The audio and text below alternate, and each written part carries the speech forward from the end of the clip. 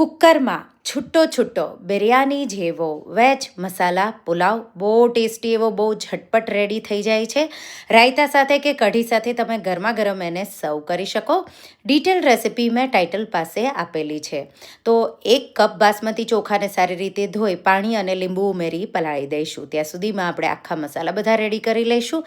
સાથે શાકભાજી જે પણ તમારા પાસે હોય એ તમે લઈ શકો. અને અહીંયા ચોખા આ રીતે પલળી જાય એટલે ચારણીમાં આપણે એકદમ નિતારી દઈશું. કુકરમાં ઘી ગરમ કરી અને આખા મસાલા આ રીતે ઉમેરી દઈશું. આ રીતે મસાલા થોડા સતળાઈ જાય એટલે લીલા મરચાં અને ડુંગળી ઉમેરી દઈશું. ડુંગળીને સારી રીતે સાતળી લઈશું. ડુંગળી સતળાઈ જાય એટલે આદુ લસણની પેસ્ટ અને પછી એમાં ગાજર વટાણા ફણસી જેટલા પણ તમને જોવે એ રીતે તમે વધુ ઓછા રીતે ઉમેરી શકો. ઘી જરૂર લાગે તો વધારે પણ ઉમેરી શકો. પલાળેલા નિતારેલા ચોખા ઉમેરી અને પછી આપણે એને પણ એકદમ સારી રીતે સાતળી લેવાના છે એટલે રાઈસ તમારા છૂટા છૂટા રહેશે.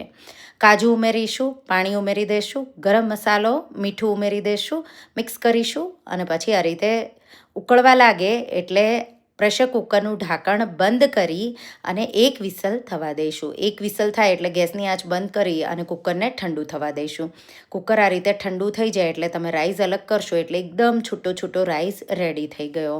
તો આ રીતે મસાલા પુલાવની રેસિપી તમે એકવાર ટ્રાય કરજો. તમે વારંવાર બનાવો એટલો ટેસ્ટી લાગે છે. તો રેસિપી ટ્રાય કરજો અને મને કમેન્ટમાં કહેજો રેસિપી કેવી લાગી. Thank you for watching.